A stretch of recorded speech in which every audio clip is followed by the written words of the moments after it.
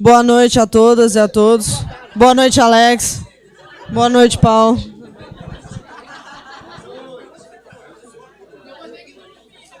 Hoje foi um dia quente. Bom, a gente precisa falar alguma coisa diferente do que fala todas as noites, né? E aí a ideia é que eles contem histórias deles que vocês não conheçam, né? Por exemplo, quantos anos de jornalismo você tem, Alex? Bom, eu escrevi a minha primeira matéria, acho que eu tinha uns 12 anos. Eu fiz uma entrevista com a Relia, aquele palhaço, que tinha uma... Não estou zoando, não. Tinha uma revista chamada Diversões Juvenis. Aí tinha uma seção lá que era Entreviste o Seu Ídolo. Aí eu mandei uma cartinha para entrevistar meu ídolo, era o Arrelia, que os palhaços eram os ídolos naquela época. Hã? Eu fui lá, entrevistei o Arrelia, tinha uns 12 anos, 13 anos e tal.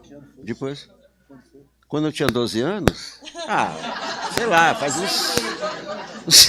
no outro século, né? No outro século. Aí quando eu tinha 16 anos no colégio, aí um grande amigo meu, que é o tio de um grande ator, ele era muito amigo meu. Aí a namorada dele ficou grávida.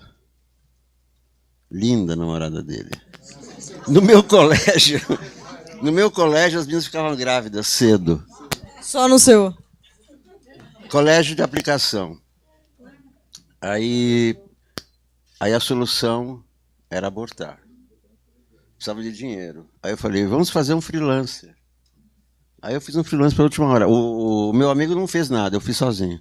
Eu bati na porta da última hora, queria fazer uma matéria e tal. Aí foi assim.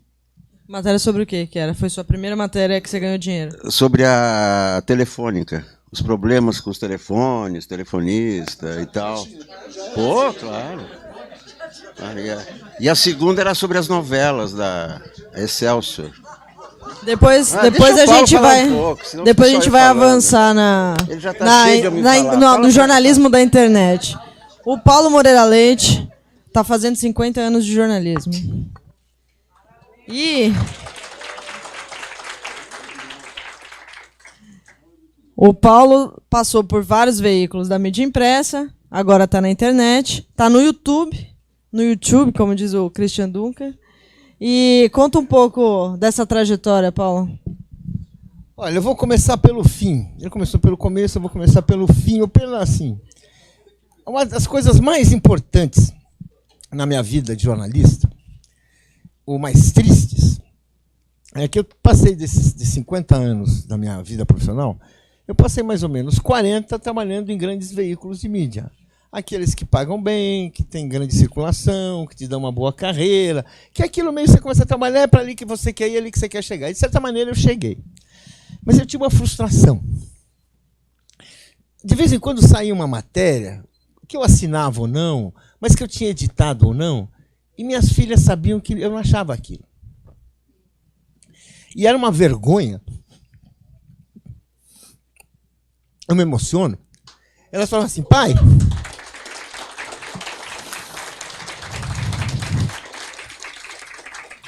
Por que você escreve uma coisa que você não acredita? Né? E aí eu, puta que merda, desculpa, eu não sou assim. Eu não sou um bom ator, caralho. Mas eu estou emocionado porque é uma coisa importante. E minha vida foi meio assim por muito tempo, né? E aí eu queria dizer o seguinte, então eu trabalhei, fiz muita coisa boa, independente de nem tudo que eu fiz eu rejeito, nem tudo que eu fiz, mas tinha esse travo ali, né? Isso acabou na internet. Eu queria dizer para vocês que o lugar da internet, para mim, não é um lugar que eu fiquei pobre, porque não é. Mas é um lugar onde eu descobri que jornalismo e liberdade podem andar juntos.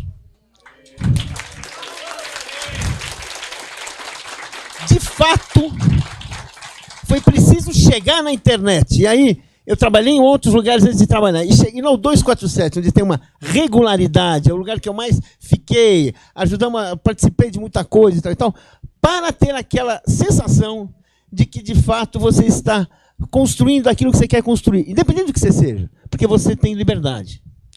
Então, isso, para mim, é o depoimento que eu quero dar, porque, assim, é uma coisa totalmente diferente quando você vê, hoje em dia, quando eu leio as matérias dos grandes jornais. Eu sei que as pessoas não estão lá pelo dinheiro, nem tudo que elas escrevem é pelo dinheiro. Existem muitas coisas que as pessoas escrevem até porque elas acreditam.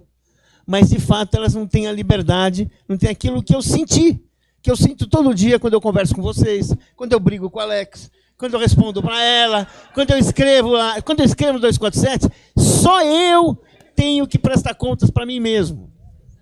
E isso, assim, daí me faz lembrar, e a gente estava, já que o Alex começou a falar da adolescência dele, aí eu fui lembrar a minha primeira matéria. Porque todos nós temos histórias parecidas, né? No fundo, a gente olha, a gente não tem...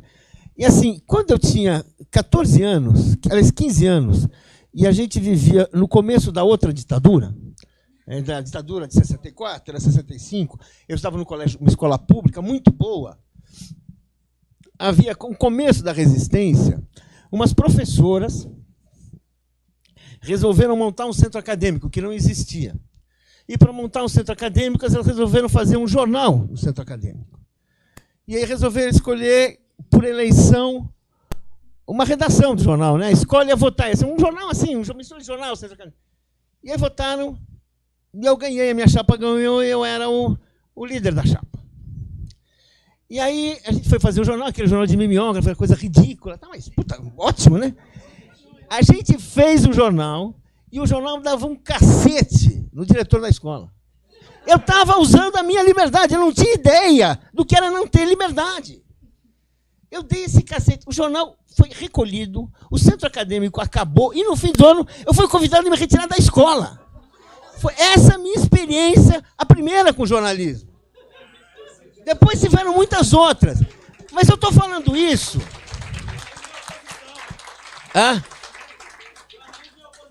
Pois é, eu estou falando isso porque é o seguinte, está intimamente ligado à ideia de resistência. Não tem outra ideia para jornalismo. E daí eu acho, eu não quero nem me prolongar muito, porque, mas enfim, eu acho que quando a gente está aqui reunido e falar com vocês é muito bom. Ver a cara de vocês é muito bom. Vir aqueles chats, né, superchats, pagos, inclusive, é melhor ainda, porque nós estamos sustentando nós mesmos. Nós estamos pagando, assim, não é uma coisa assim que você lê porque você precisa, você lê porque você concorda, você assiste porque você gosta. E a gente faz porque a gente gosta. A gente diz aquilo que a gente pensa. Por isso que a gente briga muito. Porque quando você diz o que você pensa, você não tem nem você não se contém. Às vezes a gente podia se conter um pouco mais. Às vezes ele podia ser um pouquinho mais, né? Ali. Mas tá bom, pode falar, por favor.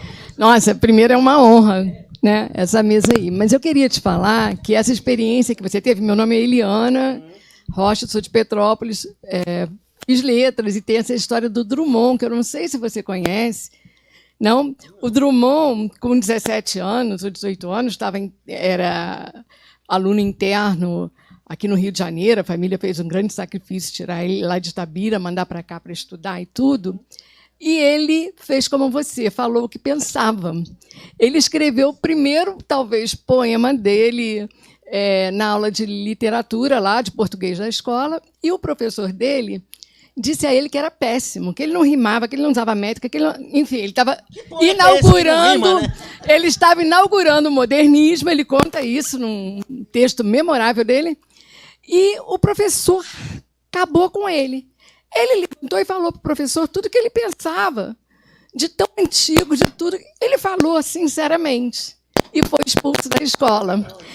E ele não xingou, ele não fez nada, ele disse tudo o que ele achava daquela correção, que ele não tinha noção do que estava acontecendo no mundo, que o mundo tinha mudado, que não sei o quê. E ele disse que nunca mais foi ali que ele aprendeu a desconfiar dos adultos e não dizer o que ele pensava, desde o dia que ele foi expulso da escola por ter dito exatamente, estava fundando o movimento modernista e foi expulso da escola por isso. Então... Tem a ver, tem a ver. O Drummond muito mais, né? Não sabia, hein? Juro que a gente não combinou, hein? Juro. Muito bom. Ó, Mário Vitor chegando é o próximo convidado nosso, vai falar, ainda está longe de acabar aqui, mas momento histórico aqui, viu, Mário? A gente escutando Paulo Moreira Leite. Tanto velho falando, meu. Não, história no sentido literal, sabe? Coisa velha. Foi emocionante. E eu queria só fazer um relato aqui dessas 3 pessoas que estão aqui ao meu lado, né? Gisele Federici, a primeira contratação nossa na TV 247.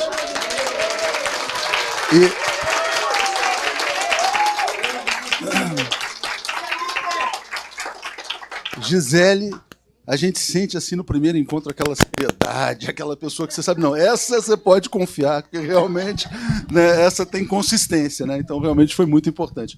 Paulo Moreira Leite, quando veio para o 247, foi um momento de afirmação nosso, porque é um site, tal, não sei o quê. Na hora que veio esta grife, porque porque mais do que uma grife, ele estava, na verdade, ainda, né, numa revista semanal, importante, né, veio numa condição, eu acho que em busca de liberdade, eu vi dessa maneira também, mas muitas pessoas perceberam, dizendo, poxa, esse veículo está se afirmando como um veículo de comunicação de fato, né? Então foi uma passagem importante. O Alex foi muito interessante também. O Alex, amigo meu de Facebook, mas o Alex para mim era um mito no jornalismo, era um cara que eu já tinha lido muito. Eu queria ser jornalista desde adolescente e tal. E o Alex era um nome que... Alex Sonic, ele foi famoso, viu? O Alex foi muito famoso nos anos 70, nos anos 80. O nome é muito melhor do que ele. Então, o Alex também chegou, né, e agregou muito. E teve uma coisa interessante, só para a gente falar da TV 247. Como é que nasceu a TV 247? A TV nasceu assim, bom, estava na moda fazer live de Facebook, entrevistas, tá bom, então vamos entrevistar a Dilma. Fomos entrevistar a Dilma, entrevistamos a Dilma, fui eu e o Nicolas, que está ali no fundo, fomos lá para Porto Alegre, eu e ele. É a segunda contratação do 247, ele é novinho assim, mas a gente pegou bem criancinha, né? O Nicolas é um gênio. A gente foi para Porto Alegre, a gente fez uma transmissão de Facebook que era um tripé e um celular, deu certo, graças a Deus, tudo bem e tal. Falou, pô, legal, vamos começar a fazer mais live de Facebook. E onde que a gente fazia? Onde era o nosso estúdio? Era na casa do Paulo Moreira Leite. Porque eu moro fora de São Paulo, moro em Cotia, e aí para encontrar as pessoas, a gente ia na casa do Paulo. Né, ficava chato toda hora entrar na casa do Paulo, tinha um cachorro, a mulher dele e tal. Muito simpática, mas toda hora, né? A gente estava fazendo todo dia.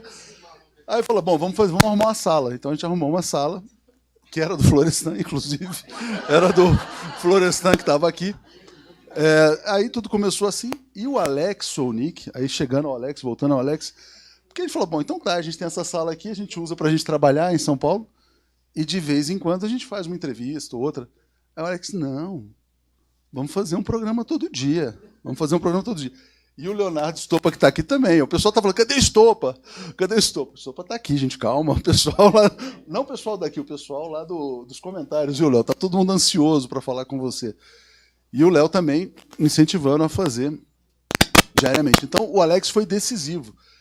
E vou confessar a vocês, e quando ele falou para mim assim, não, a gente consegue fazer um telejornal. Eu falei, Alex, será que alguém vai assistir a gente, cara? Então, não sei se o Alex se lembra, mas a gente tem um público, então eu queria agradecer a todos vocês, ao Paulo, à Gisele e ao Alex. Então, devolvo aqui.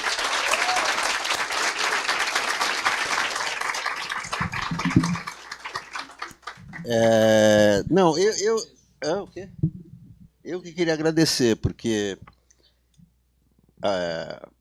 apesar de não ter uma história assim tão triste como essa do Paulo, assim, de ter que escrever o que eu não pensava, Sem briga.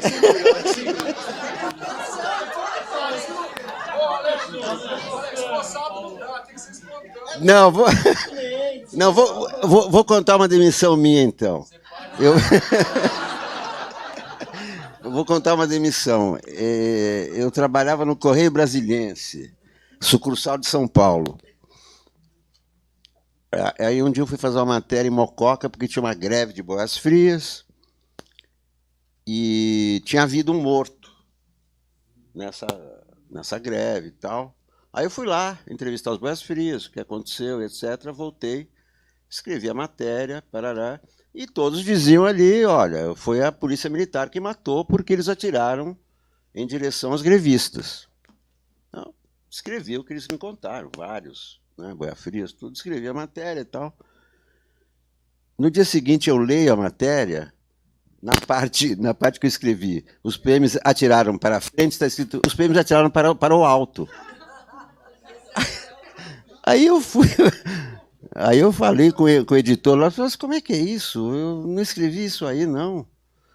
Foi o contrário. Disse, não, mas sabe como é que é, né? O governador é que paga aqui o nosso dia a dia e tal, então eu tive que mudar a sua matéria. E eu que pedi demissão, né? Eu fui embora e tal, na hora. Falei, bom, então, tchau, né? Não posso confiar, escrever uma coisa, sai outra, tive que me demitir. Alguém gostaria de fazer alguma pergunta? Para Paulo ou Alex? Sasha?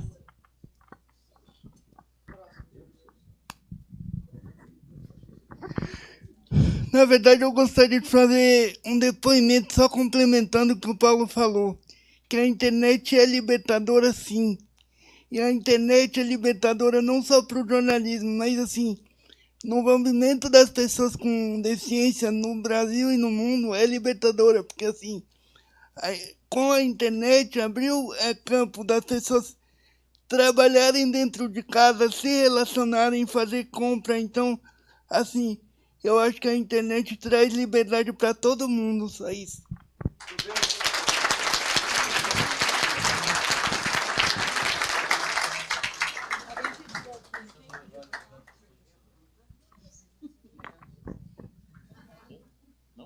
Não, eu só ia perguntar se o Alex continuou sendo fiel no que escrevia o tempo todo, ou você não estava no 247? Não, é que eu não trabalhei em revistas tão importantes como ele, por isso que eu... Sim, porque ele trabalhou na Veja, eu nunca trabalhei na Veja, aí... Né? Gisele, deixa eu só ler o comentário, porque lembrando que está sendo transmitido, então tem muitos inscritos, assinantes também. É o Superchat. Não é Superchat, não. A Deise está dizendo o seguinte, ó. O canal 247 me salvou do suicídio intelectual. E é muito interessante o que o Conde fala, né? Que toda vez que eu acho que o Bolsonaro falava um neurônio se matava, se suicidava, né? Você tinha um suicídio de neurônio. O Alexandre Gasparotti acho que quer fazer uma questão aqui.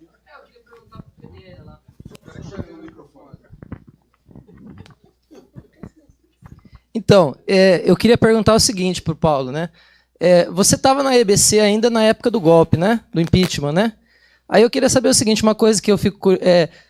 como é que foi trabalhar lá, sabendo que o governo do PT tinha saído daquela maneira, e como é que era o clima lá, logo depois do impeachment? O que vocês...